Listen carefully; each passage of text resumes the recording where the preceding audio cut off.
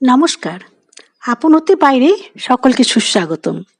বন্ধুরা, আমার আন্তরিক শুভেচ্ছা ও ভালোবাসা জানাই। আজকের ভিডিওটি পুরোপুরি দেখার অনুরোধ রইল। আজকের বিষয় রহস্যাবৃত কৈলাসে ভগবান মহাদেব ও দক্ষিণেশ্বরে ভগবান শ্রীরামকৃষ্ণদেব, এই দুই দিব্য দর্শন সাধক বিজয়কৃষ্ণের দৃষ্টিতে কিরূপ ছিল। হিন্দু ধর্মে বিশ্বাস করা হয় কৈলাস পর্বতে ভগবান শিবের পবিত্র আবাস। আরেক নাম তাই কৈলাসেশ্বর, কৈলাসপতি।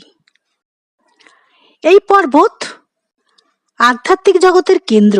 বিশ্বাস করা হয় ভগবান শিব ও পার্বতী তাঁদের সন্তান গণেশ ও কার্তিকের সাথে বসবাস করেন। চির রহস্যাবৃত পর্বতকে নিয়ে মানুষের গবেষণার শেষ নেই। সাধারণভাবে পর্বতটি পিরামিড আকৃতি, খাড়া ঢাল, অবিরাম তুষার আচ্ছাদন এটিকে অবিশ্বাস্যভাবে কঠিন করে তুলেছে। অথচ এভারেস্টের উচ্চতা থেকে অনেক কম উচ্চতা। কৈলাসের উচ্চতা ৬,৬০০ মিটার। কৈলাসের অর্থ স্ফটিক, অর্থাৎ সাদা পাহাড়। উত্তর মেরু ও দক্ষিণ মেরুর মাঝে এটি অবস্থিত। এই পর্বতের বিশেষত্ব হল এভারেস্টের চেয়ে উচ্চতা কম হলেও কিন্তু একে কেউ জয় করতে পারেনি। ব্রহ্মপুত্র, সিন্ধু, শতদ্রু, করণালী এই 4টি নদী উৎপত্তি বলা হয় কৈলাস থেকে, এবং মানস সরোবরের কাছাকাছি এলে ওম বা ডমরু ধ্বনির মতো ধ্বনি শোনা যায়। বিশ্বাস করা হয় বহু পুণ্য কর্মের ফলে মানুষ মৃত্যুর পর কৈলাসে স্থান লাভ করে। তাই সাধারণের এটি অগম্য।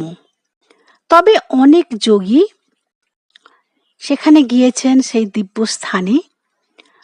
বলা হয় তাই মহান সাধক বিজয় কৃষ্ণ গোস্বামী তার অভিজ্ঞতার কথা বলছেন। আজকের ভিডিওটি পুরোপুরি দেখার অনুরোধ রইল। আর লাইক, শেয়ার, কমেন্ট, সাবস্ক্রাইব করে আমাকে উৎসাহিত করবেন। আপনাদের একটু ভালো লাগা আমাকে এগিয়ে নিয়ে যেতে সাহায্য করবে। বিজয়কৃষ্ণ গোস্বামী সেই অদ্ভুত ঘটনাটি নিজে এইরূপ প্রকাশ করিয়াছিলেন। এক সময়ে আমি কয়েকজন সাধুর সঙ্গে হিমালয় পার হইয়া যুধিষ্ঠির প্রভৃতি যে পথে মহাপ্রস্থান করিয়াছিলেন সেই পথে চলিতে থাকি। বরফের উপর দিয়া অনেক কষ্টে চলিতে লাগিলাম। সরু রাস্তা ধরিয়া চলিতে চলিতে এক স্থানে গিয়া বিশ্রাম করিলাম। সেই স্থানে একটি কুণ্ড দেখিলাম। মহাদেবের কুণ্ড ও মহাদেবের পূজা করিতে হয়। আমরা যেমন পূজা করিয়া শঙ্খধ্বনি করিলাম, অমনি কোথা হইতে প্রকাণ্ড প্রকাণ্ড হনুমান আসিয়া কুণ্ডের চতুর্দিকে ঘিরিয়া বসিল। পরে কুণ্ড হইতে এক রথ উঠিল, তাহার মধ্যে মহাদেব দর্শন করিলাম। আর সেই হনুমান দিগকে যথাসাধ্য কলা আদি খাইতে দেওয়া হইল। তাহারা খাইয়া চলিয়া গেল। অমনি রথ সহ মহাদেব সেই কুণ্ডে অন্তর্হিত হলেন। কিংবদন্তি এই যে এই দিবস এই রথ দর্শন করিতে না পারিলে কৈলাসপুরী গমন বা জগতের আদি দর্শন করিতে পারা যায় না। এই স্থানের পর হইতেই চিরতুষারাবৃত পর্বত শ্রেণী আরম্ভ হইয়াছে। হঠযোগের প্রক্রিয়ায় বিশেষ অভ্যস্ত না থাকিলে সেই স্থানের ভীষণ শীত সহ্য করা যায় না। অনেকে এই পথে শীতের দারুণ প্রকোপে প্রাণ হারাইয়াছেন। এই সকল বরফাবৃত স্থানে মৃতদেহ পচিয়া যায় না।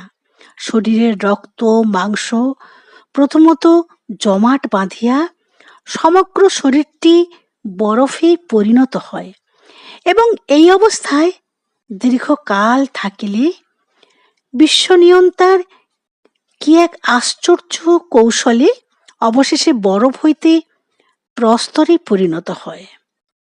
মহাপ্রস্থানের সময় মহামতি যুধিষ্ঠির এই বিষয় অবগত হইয়া পরবর্তী যাত্রীদিগকে সতর্ক করিবার জন্য একখানি প্রস্তর খণ্ডে অত্র অগ্রে ন গচ্ছন্তি এই কয়েকটি কথা বড় বড় অক্ষরে লিখিয়া রাখিয়াছিলেন। তাহারা তাহাও দর্শন করিলেন। গোস্বামী প্রভুর শরীর অপটু ছিল। গোস্বামী প্রভু বিজয়কৃষ্ণ গোস্বামী। তাহাতে আবার তিনি হঠযোগের ক্রিয়ায় অভ্যস্ত ছিলেন না, সুতরাং তিনি তা আর অগ্রসর হইতে পারিলেন না। তাহার সঙ্গী সাধু 2 জন হঠযোগে সিদ্ধ ছিল। তাহারা বরফময় প্রদেশের উপর দিয়া কৈলাসপুরীর অভিমুখে অগ্রসর হইতে লাগিলেন। এই পথে উগ্র মহাপুরুষদ্বয় অনেক আশ্চর্য দৃশ্য দেখিয়াছিলেন। শাস্ত্রে তপবনের যেরূপ বর্ণনা আছে, কৈলাস পর্বতের এই সকল নিভৃত স্থানে তাদৃশ্য অনেক তপবন তাহারা দর্শন করিতে লাগিলেন। নরমাংসভোজী অনেক অসভ্য জাতিও তাহাদের দৃষ্টিপথে পতিত হইয়াছিল। এই প্রকার দীর্ঘ পথ অতিক্রম করিবার পর শিবরাত্রির দিবস তাহারা অবিকল শিবলিঙ্গের আকার বিশিষ্ট একটি পর্বতের নিকট উপস্থিত হইয়া তদুপরি একটি স্বর্ণময়ী পুরী দর্শন করিলেন। এই পর্বতের গাত্রস্থিত একটি প্রকাণ্ড গুফার মধ্যে তাহারা বহু প্রাচীন ঋষিমুনিদের এক অপূর্ব সমাবেশ দেখিয়া মুগ্ধ হইয়াছিলেন। এই 2 জন সঙ্গীর মধ্যে একজন ছিলেন গোরক্ষপুরের সুবিখ্যাত সিদ্ধ মহাপুরুষ গম্ভীরনাথজি। তিনি বলিয়াছিলেন, কিছুদিন গমন করিয়া পথের সম্মুখে এক প্রকাণ্ড পর্বত পাইলাম, আর পথ নাই, সেই পথ ওই স্থানে শেষ। সম্মুখে পাহাড়ের নিকট গিয়া দেখিলাম যে এক প্রকাণ্ড পাথরের দরজা, 2 দিকে 2টি ঘণ্টা রহিয়াছে। ভিতরের যত দূর দেখা যায় দেখিবে অসংখ্য তপস্বী, কেহ দীর্ঘকায়, কেহ শীর্ণকায়, কাহারও কেশসমূহ শুভ্র, কাহারও দীর্ঘ শুশ্রু, শরীরের রং কাহারও কৃষ্ণবর্ণ, কাহারও শ্বেতবর্ণ। কেহ হোম করিতেছেন, কেহ যোগ করিতেছেন, কেহ ভজন সঙ্গীত গাইতেছেন। সেই দ্বাররক্ষককে জিজ্ঞাসা করিলাম, দেব, এই কোন ধাম? তিনি বলিলেন, হরগৌরী ধাম। অদূরে ওই মন্দির দেখিতেছ, ওই স্থানে হরগৌরী বিরাজ করিতেছেন। ইহাই কৈলাসপুরী। সন্ধ্যার সময় পুরীর দ্বার উদ্ঘাটিত হইল। মহাপুরুষগণ অভ্যন্তরে প্রবেশপূর্বক পুরীর অপূর্ব শোভা দর্শন করিয়া মোহিত হইলেন। অতঃপর এক স্থানে গোস্বামী বন্ধুকে দেখিয়া তদীয় সহযাত্রী বিস্মিত হইলেন। কি উপায়ে তিনি তাহাদের পূর্বেই কৈলাসপুরীতে উপস্থিত হইতে সক্ষম হইয়াছেন? এই কথা জিজ্ঞাসা করিতে গোস্বামী প্রভু উত্তর করিলেন যে তিনি শারীরিক অপটুতা প্রযুক্ত অগ্রসর হইতে অক্ষম হইয়া ক্ষুণ্ণ মনে অবস্থান করিতেছিলেন। এমন সময় দয়ার সাগর ভগবান আশুতোষ দয়া করিয়া তাহাকে সূক্ষ্ম শরীরে এই স্থানে আনয়ন করিয়াছেন এবং তাহার স্থূল শরীর পর্বতের নিম্নে অবস্থিত একটি মন্দিরে রক্ষিত হইতেছে। অনন্তর মহাপুরুষগণ দেখিতে পাইলেন একটি মন্দিরের মধ্যস্থলে একটি বিচিত্র হিরণময় সিংহাসনে যোগেশ্বর মহাদেব যোগমায়া পার্বতী দেবীকে অঙ্কে ধারণপূর্বক উপবিষ্ট আছেন। জগতের আদি পিতামাতাকে স্বচক্ষে দর্শন করিয়া মহাপুরুষগণ আনন্দাশ্রু বিসর্জন পূর্বক ভক্তি গদগদ চিত্তে নানা প্রকার স্তব পাঠ করিয়া তাহাদের অর্চনা করিতে লাগিলেন। এইভাবে শিবরাত্রি অতীত হইয়া গেল। প্রত্যুষে ভগবান মহাদেব ও ভগবতী পার্বতী দেবী মহাপুরুষদিগকে শুভ আশীর্বাদ পূর্বক গোস্বামী প্রভুকে পুনরায় পর্বতের নিম্নভাগে অবস্থিত স্বীয় স্থূল দেহে প্রবিষ্ট করাইয়া দিয়া অপ্রাকৃত কৈলাসধামে গমন করিলেন।